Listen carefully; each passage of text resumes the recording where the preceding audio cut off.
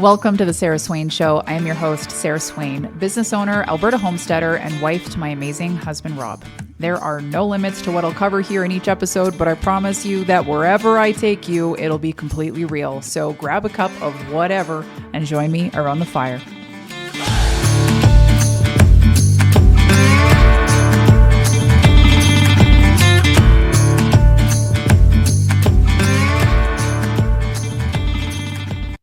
Episode 1. Here we go. I've been talking about this podcast for 2 years. And ironically enough, it was 2 years ago that I went into this state of collapse. For those of you that don't know my story, I started having panic attacks while I was hosting my own event while I was on stage. And the only reason why anybody knew, and I only disclosed at the event, that I had this moment where I thought I was going to pass out is because I told them that. Otherwise, I deserve an Oscar for how I was able to move through 2 days of emceeing my own event while experiencing what I would consider large-scale panic attacks every time my feet hit the stage between every speaker. I had no idea what was happening. Public speaking is one of my favorite things to do. Hosting events is something I have historically loved to do and have had huge visions for, and it felt like the quintessential rug pull.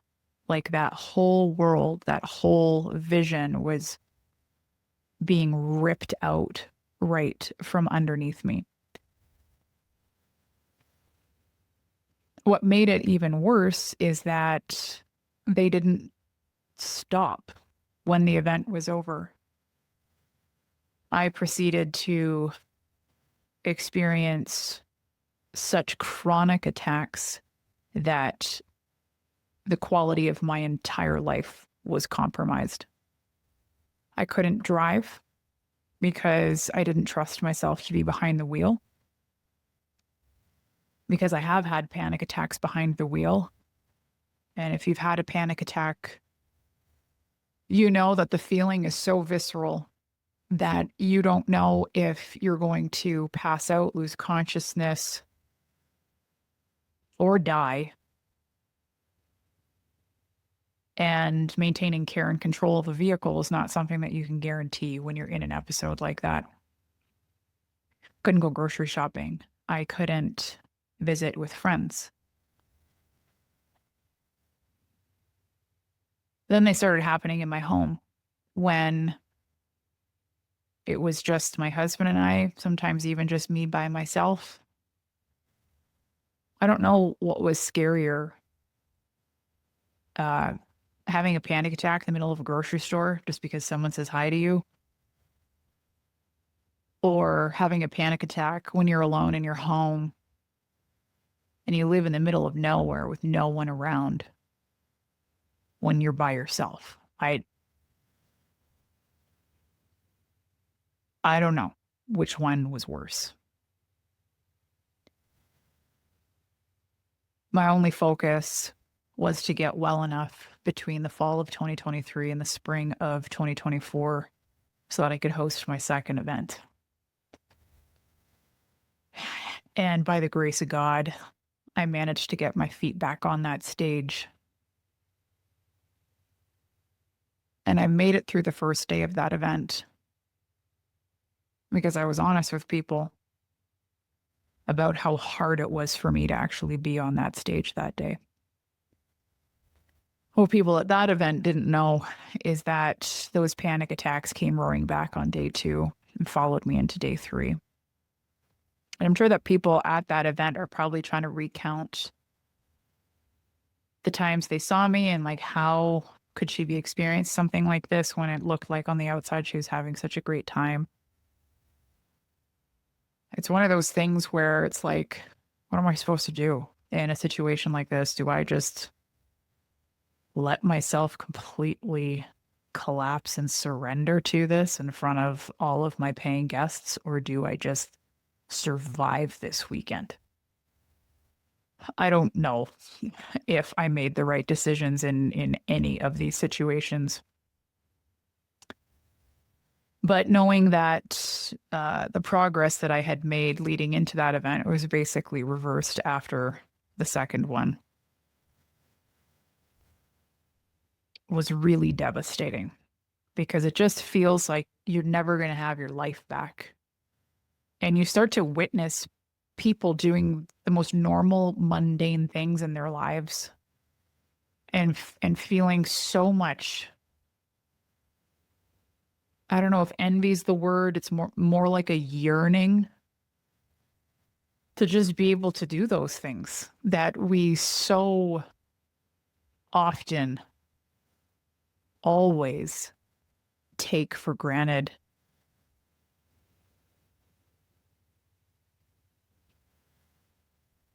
My energetic capacity was depleted. My capacity for stress was non-existent. My ability to run my businesses was waning by what felt like every day. I was losing more and more steam, more and more momentum, and that cued the slow but near fatal decline of my revenue streams because I'm someone who deeply believes in authenticity being your major factor in what actually attracts the right people into your life and in your business. Only for me to get to that layer of authenticity and truth of what my current lived experience actually was as a business owner came with the threat of losing credibility, losing authority, losing the image of leadership. When you're someone who so many people have turned to as a place of strength and stability and safety over the last few years, if you start to show signs of your own collapse, the fear that I had in me was that I was going to be taking stability away from the people who I knew were relying on my space to stabilize themselves. And so there was almost like a codependency storyline forming there within myself that I had to hold it together. And every day that I held it together and just pretended I was fine, it just got worse. And we know this. We intellectually understand that, of course, that's what would happen when you are pretending. The pressure that you put on yourself, you can only take so much of it before you collapse.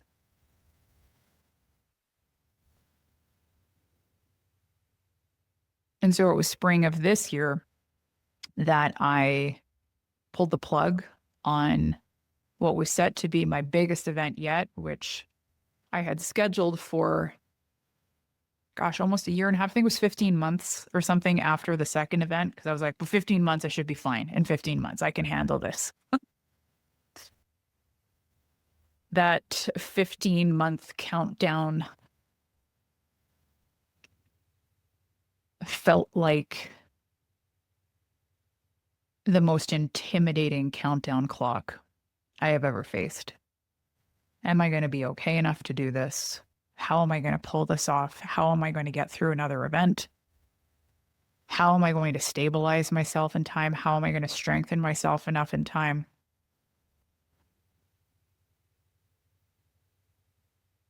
And I was 5 months out, I believe. 5 or 6 months out. And I had the worst attack to date. They weren't as frequent, by that point in time, but they were still just as violent. And this episode happened in my home in the presence of people that I care about, that I love, that I feel safe with. Only my mind and my body were telling me the exact opposite of that. The fight or flight kicked in and it didn't let up for hours. Most attacks up to that point, the longest ones where your heart is racing, your vision is blurring, your extremities are draining of all of its blood supply because your body believes it needs to save you from something. So it rushes all of your blood into your center mass to protect your organs and keep your vital organs pumping with enough blood and oxygen so that your organs don't go into failure, because your brain is telling your body that it's dying and we have to fight to save it. Being in a state like that for 3 to 5 minutes is terrifying enough. But to be in a space where you're in that space for hours and you can't stand up properly because you don't have feeling in your legs, you can't get your heart rate to calm down. And in this particular experience, my heart just broke because I felt so powerless, so helpless. And that was the first time that I agreed to go to the hospital. Up to that point, that was a complete and total point of refusal for me because I knew exactly what they were going to do. And I didn't want to go the medication route. I didn't want to be put on antidepressants, anti-anxiety, antipsychotics, whatever cocktail of choice is for people in situations like me that so many of my friends had been through and were also, shockingly enough, going through things so similar to me at the same time I was going through them. And to witness what the medical system was doing,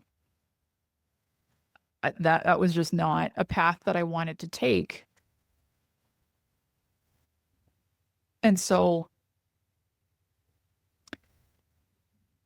I agreed with my husband that we needed to go because I was actually scared that I was going to die. And I didn't care at that point what needed to be done to help me. I just remember the whole time, this was early April of this year, so about 6 months ago. We were driving to our local emergency room and I was crying the whole way there.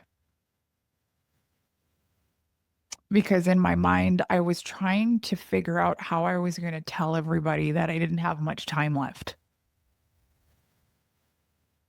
Because that is how close I felt to death. I thought I was going to get some sort of diagnosis that would explain everything. Oh, you're experiencing this because you have XYZ, you fill in the blank, and you don't have much time left. Your body's shutting down. I was certain that's what I was going to be told. And so they triaged me right away, which is saying a lot for Canadian emergency rooms because of the state that I was in. And they immediately started running tests to make sure that my organ function was fine, that my heart was fine, to rule out anything of major significance while I was in their care. And everything came back clean. They had sent a lot of blood work away that takes time for diagnosis or positive results to come back, regardless of what it was. They were testing me for all sorts of autoimmune, like, in other words, things that they couldn't tell me about right then and there to rule those things out. So I did have to wait a couple of weeks for all of my results to come in. All of them came back negative for everything that they tested me with, and they tested me for something like 27 different things. And I think a lot of people in that situation would feel so frustrated because they sometimes we almost want to be told what's wrong with us so that at least we have a starting point to try and figure out how to fix it. This actually gave me a sense of relief because I knew there wasn't actually anything wrong with me, which meant that I had full power and control over my experience, and I was the one that had to fix it. I didn't have to rely on medical professionals to do that for me.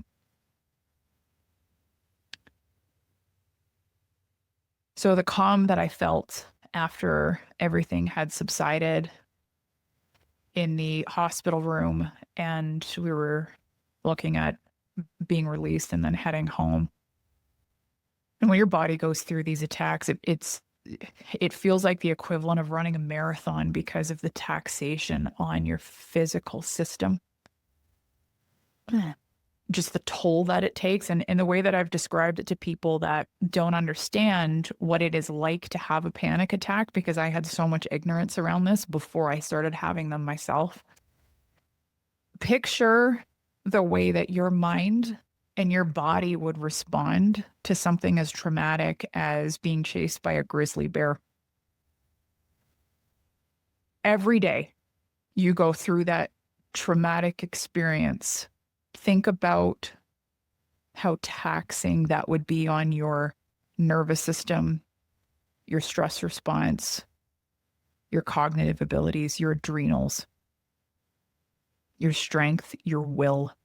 Every day the grizzly comes back and it's still chasing you, and you're in a traumatic state chronically. So the exhaustion that you feel after these attacks, it's like you literally just ran a marathon up a mountain. And so the fatigue that comes with this is crippling, especially as a business owner who everything starts and stops with our energy and our clarity and our smarts and our speed and our ability to pivot and turn on a dime. And when you don't have energy to move, how do you have the energy to run a business, especially when the business is community oriented and you're in service to hundreds of people? How do you do that?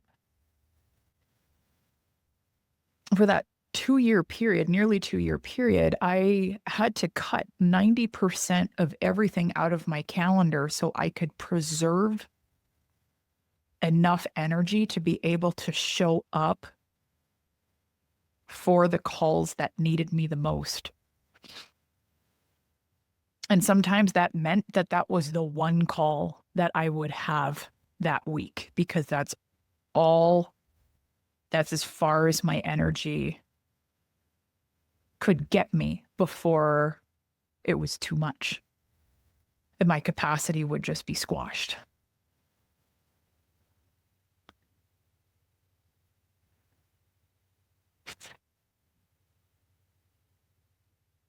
So after the hospital episode, I knew that I needed to make massive changes in the one that I was staring at, or I should say staring at me at this point, glaring at me as if to be like, what the hell do you need me to put you through before you make the call to cancel your event? How much worse does this need to get before you stop?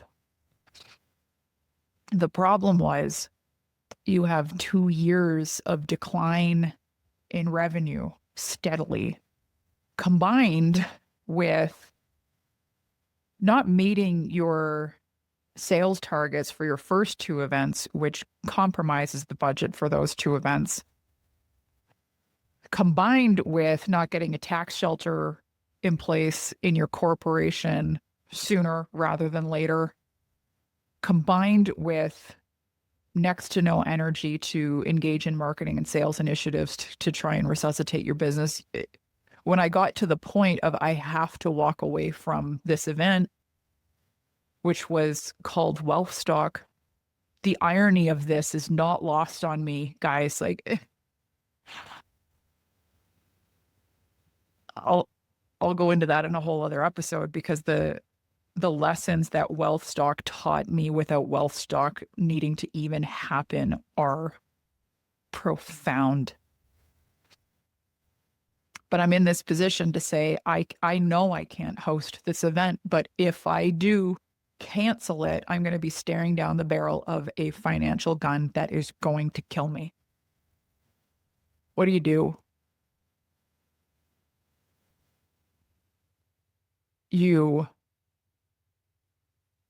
This is the definition of like you're in between a rock and a hard place, and like that doesn't even do it justice. I either sacrifice my body and my mind and my well-being and myself, and I move forward with this event, or I sacrifice my bank account and pray to God I can generate enough revenue to process a refund that's the equivalent of a mortgage.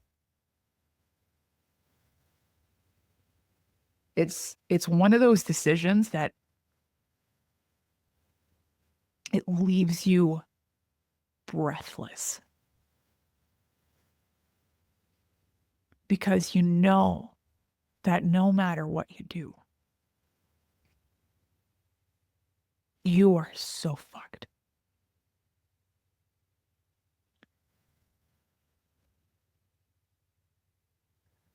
It's just a matter of like, which fucked do you want to be?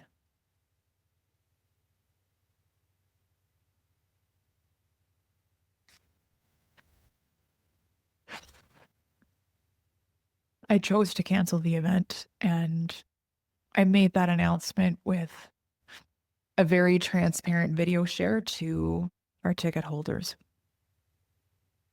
Strategically speaking, I announced a 90-day refund window to give me space to process what I was able to process after a year of paying a team, after a year of just planning events, investing in marketing, branding, all the things that the costs of events, unless you host an event, people have no idea. In other words, money I was never going to see again. Gone. But because I don't have investors in these events, that means that they are funded by the sales of the tickets for the events.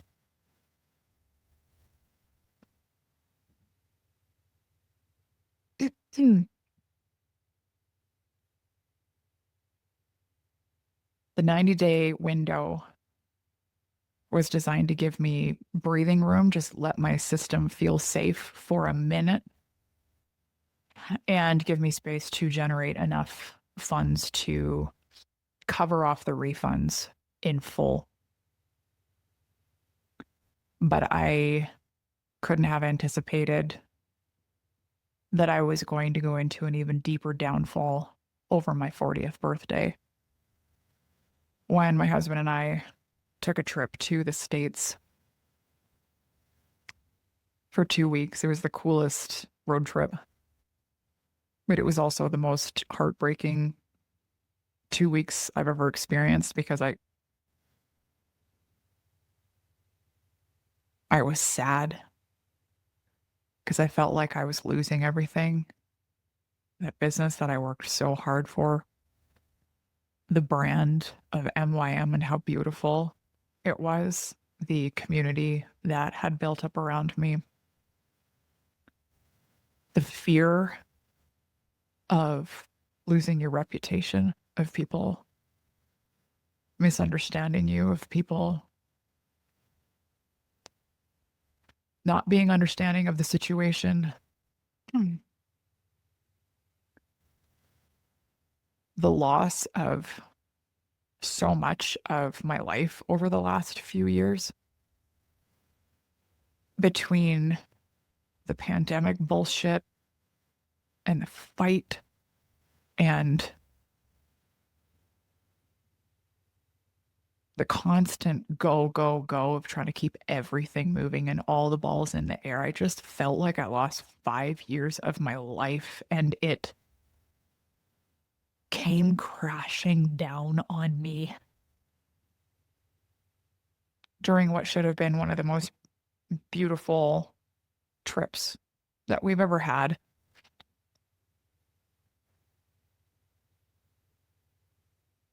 And then you feel the guilt because you're not fully present. And I'm worried about my husband and how much he's going through, watching me go through all of this and the strain that this puts on a marriage. I won't even get into the conversation around family and kids. I get asked this all the time. But this plays a role in that too. And so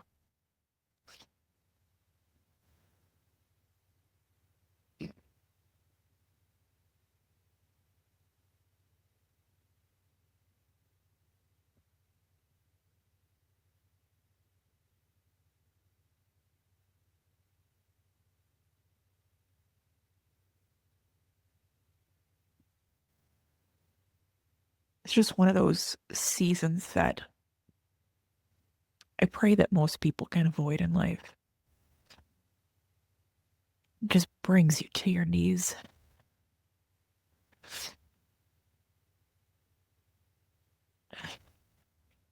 To lose that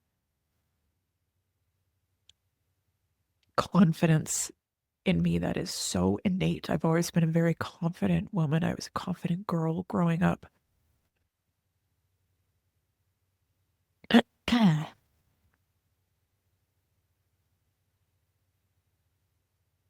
To have what feels like a switch be flicked and your self-esteem is just all of a sudden gone. And you don't know how to access belief again.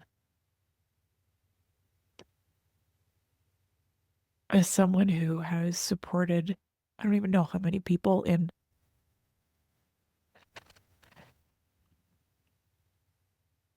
believing in themselves to do the things that they want to do in their life.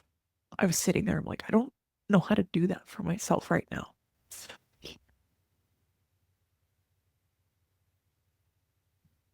It's like you try and pull out every tool imaginable and nothing works. You cannot get through to your own mind. But the fear that brings, because I've always been someone who believes like you put your mind to anything, you can do anything.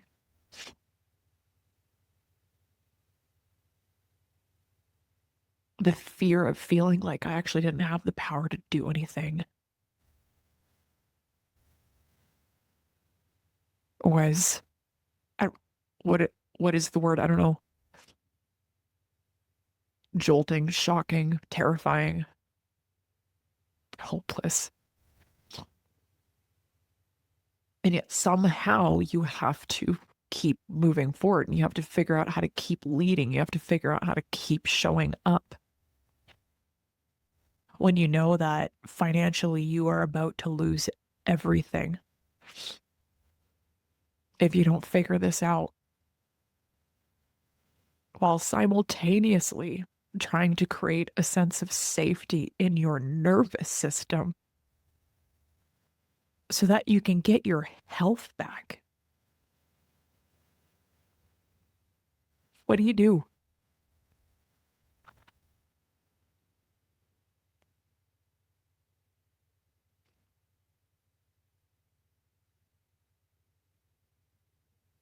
The interesting thing is that even though I solved one problem and I was looking at the very real next problem that I was going to have to figure out, canceling my event, the correlation between my panic attacks and me making that decision is undeniable. I went 3 months without having a panic attack. I had a brief one. I was at a social gathering that was just a little too much for my system. And I didn't stay true to what I promised myself I would do, is like leave when it's done instead of kind of like hanging around after. I know my limits, and I pushed that. And one started to come on, I was able to catch it. So like even then I was like, okay, I'm even getting into a place where I can regain control of my system quicker when an attack does happen. So even though I had one, I still saw it as improvement, but there was some devastation on the coattails of that, because you just get so scared that you're going to go back to that place again, and you don't know if you can actually survive that.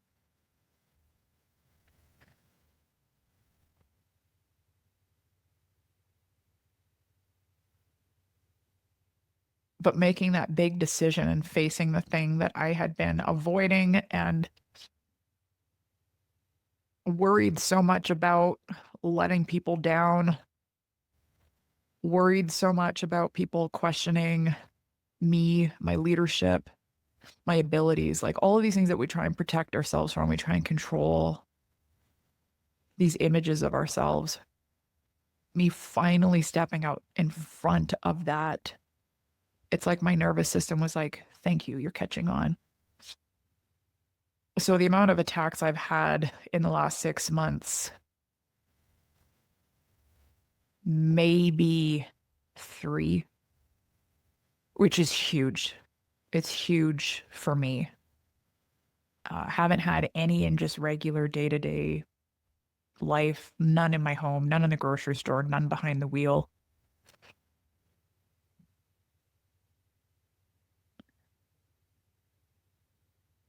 So I have that type of stability being restored in my life. But I gotta be so honest with you guys, when you are someone who has quite literally made a living off of helping other people learn how to make money. It was called Monetize Your Mind, after all. And you end up in a position where, like, if the money was outside of a wet paper bag, you wouldn't be able to fight your way out of that wet paper bag to get it. The cruelty of my mind to me during this has been unrelenting. To feel like I can't walk the talk.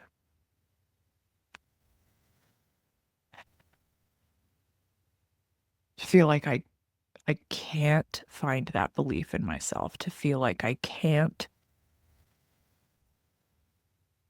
manifest the things and the experiences I actually want. I can't fix any of this fast enough so that I can just have peace of mind restored, which I haven't had access to in like 5 years.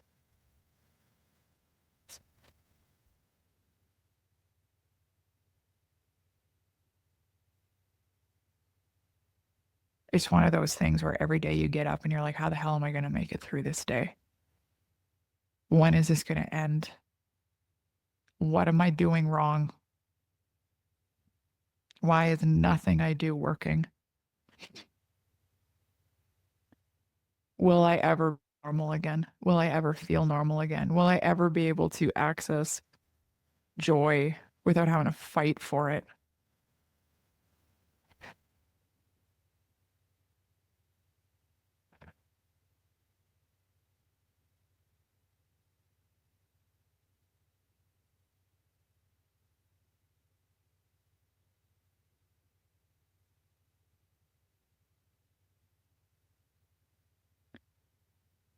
And I caught myself, which is why I'm sitting here, literally still in my pajamas.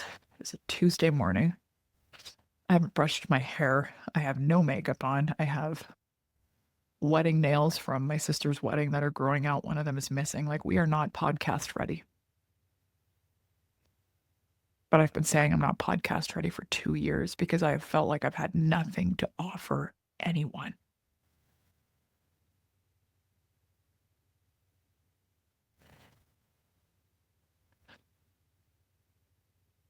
But it's the courage of so many people around me who have honestly taken, this is the crazy part of all of it, they take my leadership and apply it to their lives and have the courage to share their lived experiences. Whether that's on podcasts or social media, their personal brand, authors writing books.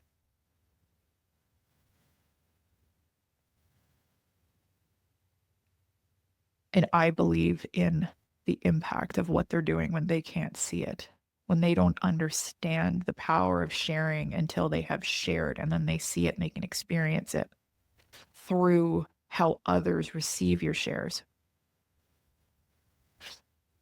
It's because of the people that do these things all around me that made me say, you need to start this podcast from where you're at. I've absolutely been telling myself that this is something I'll do when I feel more worthy, when I feel like I am more valuable to people, when I feel like I can be of greater service, when I feel like something I say can actually be helpful to another person, because you have to understand, like, the inside of my mind the last few years, the last 2 years, but specifically this year where everything just crashed.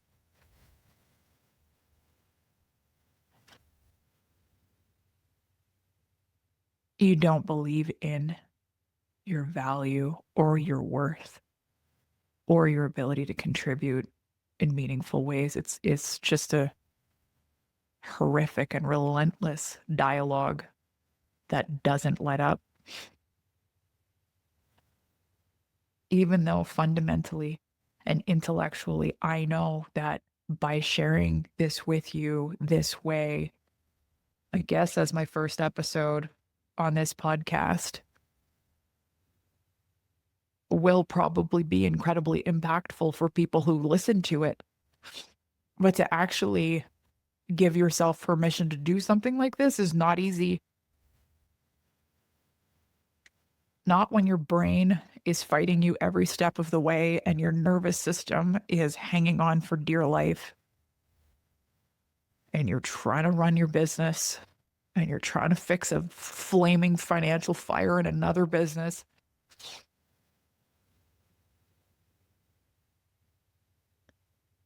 And you have to use your energetic resources and output to just like give yourself enough belief to just keep moving forward every single day.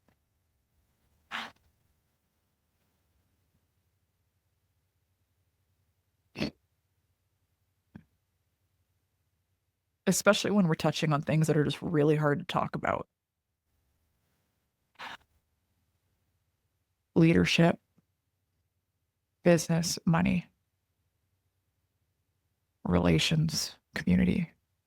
Like when it just feels like these things are not working.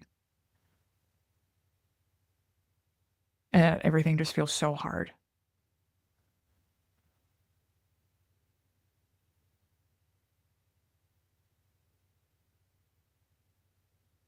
We try and protect ourselves from sharing during these types of experiences because we don't want people to think less of us. That's why we don't hear about the stories of people's, people overcoming things until they've overcome it. And I used to have this thought process, feel like we share from the scars, not the open wounds. And I think my thought process when I held that belief was like, I just don't want to put my shit on someone else's lap. Like, what am I actually contributing if I'm just out here complaining about how hard everything is? And I think we also know that there's just a huge sense of performative authenticity that exists in the online world as well. That can feel kind of icky. I just like, I don't I don't want to share from that place. Once I figure things out, then I'll turn around and share and I can help people kind of have a path forward. I don't have that. I don't have that for you right now, other than I get up every day and I do the best that I can, and that has to be enough. That's my message. It has to be enough. If you're in one of those seasons of your life, doing the best that you can with the resources you have has to be enough. The dialogue of I should be doing more, I should be moving faster, I should be dealing with X, Y, and Z when your system isn't resourced to be able to carry you through the rate of speed that you want to move at, the things that you want to do and put behind you and fix and solve and build and create. Like, God, someone like me, for those of you that know me,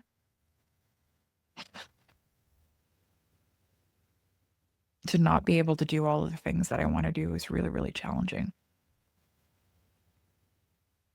But can I put my hand on my heart and say I'm doing the best I can every day? Yes. Then that has to be enough. And some days I can't do anything because I'm either so tired, or I'm so defeated, or I'm so hopeless, or I'm so hormonal because I'm in fucking luteal phase. But sometimes it's just a win to shower, brush my teeth. That's still me doing the best that I can. And it has to be enough. I don't know what my success story is going to be. I don't know how that's going to reveal itself. We always talk about this path that we write about, even in my publishing house, which I'm so grateful for right now because it's nourishing me. So thank you to the team and our authors there.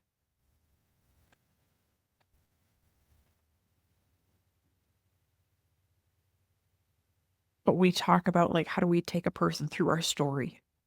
I don't know what this story is going to turn out as, which is why it's just so strange for me to share right now. Like, where are we going with this? I don't know.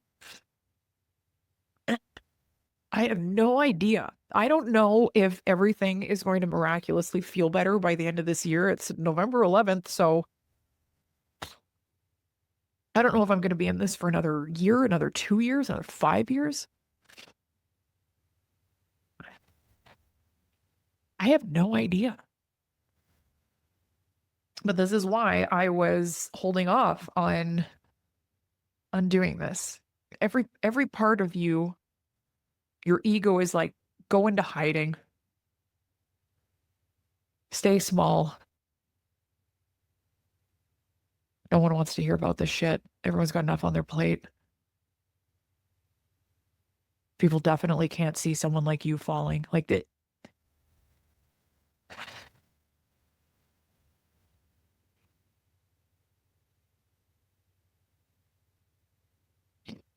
If there's so much liberation in full expression, that I know that I'm also robbing myself of maybe the one thing that can actually help me finally cross this finish line. And that is to just be true. There's freedom in that. There's spaciousness in it. You loosen the white knuckle grip that you have on every situation that you're trying to control, because you're just like, if I just control it harder, we'll get through this faster. It's like, well, it's not working like that. And so if I stop trying to control it and trying to continue to show up like I'm A-okay, which I'm so fucking not, then maybe that'll give me more breathing room. Maybe this is the way that I actually can fully heal from the last few years, that my system can actually experience complete safety, so that my body feels safe again, so that my mind can stop spinning, so that I'm not terrorized by the quiet of 3 a.m. when something jolts me awake and I start running through the list of everything I'm failing at.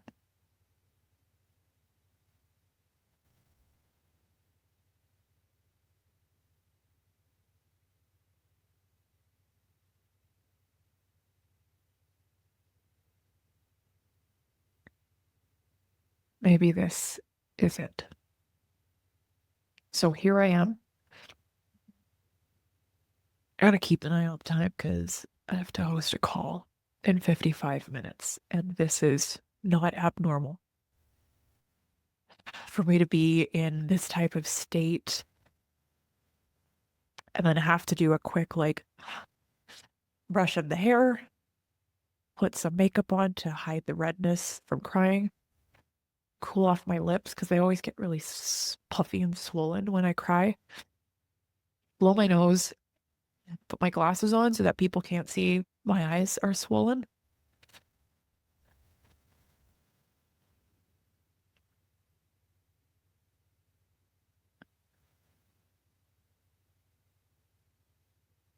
And I just don't want to operate under that facade anymore.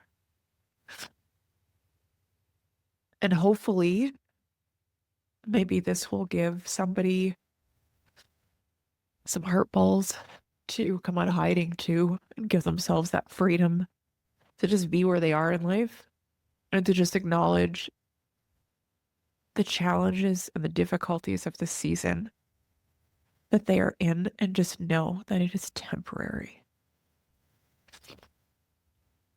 Everything is temporary. There is another side to this. There will be a moment where we all come out of it. Maybe we don't even realize it until one day we just realize that we feel better. And then we realize that it's over. So if you're in a position where it just feels like you don't have access to the life that you know, that you once had, that you want, because everything is just clouded by this big storm.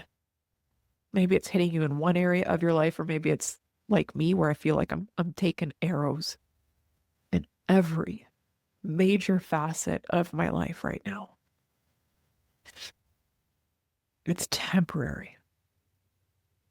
And we're all doing the best that we can.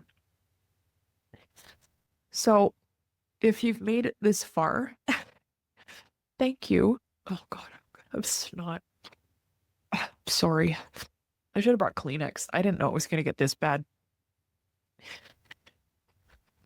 If you're like, well, if this is what this podcast is going to be, I'm not tuning in for episode 2 because this is some heavy shit. I don't blame you.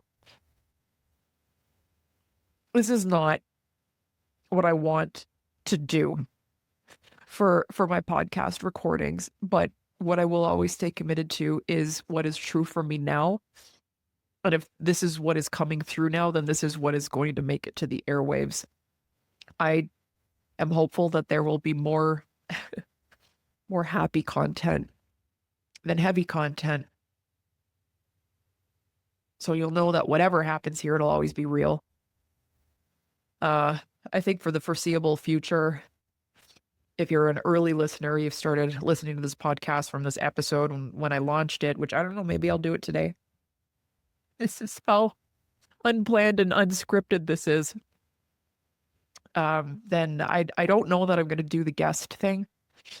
Oh, sorry. I'm like snorting snot right into my microphone. I'm sorry. We're not editing this out. Yeah, I don't know if I'm going to do the guest thing right out of the gates. And truthfully, I don't know if I'm going to, or if I just want this space to feel like completely liberated, where I'm like, I got something to say. I'm going to turn the mic on and we're just going to go with it. I don't know if there's going to be a day of the week that these are going to drop.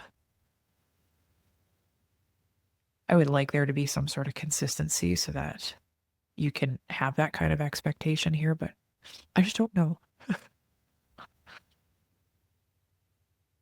As of a couple of weeks ago, my podcast felt like something I might do one day or 1 year, and now here we are just doing it. So just forgive me if we're a little rocky here right out of the gates. And we'll see how this goes together. Yeah. I do have some sponsors too, which I'll share in the next episode. Businesses that I like really, really love. I've got affiliate codes and stuff and promo codes and just cool shit that I want to share with you. So we'll probably have those plugged into some of the episodes. And always links to anything that I'm up to, anything I'm involved with, creating, building, all that good stuff. I'll end by saying this. There is a profound knowing that even though this has been so hard this year, the hardest year I've ever had in my life, on the coattails of the hardest 4 years I've ever had in my life. It's like this is the grand finale. I have this profound knowing that there is something magnificent on the other side of this. And on those really hard days, I hold on to that. I know that there will be a day that I'm able to live with such an incredible amount of peace within myself. My confidence will return. My joy will be accessible again. Abundance will be unlocked. Whatever wall is up around me right now that's keeping me so scared, it will crumble.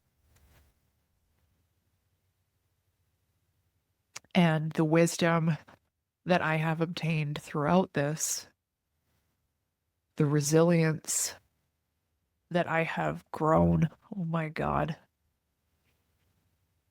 the training of my nervous system and my ability to access safety even when everything feels so horrifically unsafe around me. I know that all of this will be incredibly helpful to so many people. And I know that that's coming for me. I know that. And that's where I have a little bit of peace and trust and faith. There's so much more I could share. This was like the summary notes, but there's probably about 20 different topics at least that I could just pinpoint and zero in on and expand on those individual circumstances within this greater experience that is my life that I may probe on individual episodes. But for now, this is the best that I can do. So thanks for listening. Thanks for listening to today's episode. Don't forget to leave a rating and review on Substack, Apple, or Spotify to help me reach more listeners. If you want to connect, find me at www.sarahswain.ca or at IamSarahSwain on Instagram. I appreciate you being here, and I'll see you back here soon.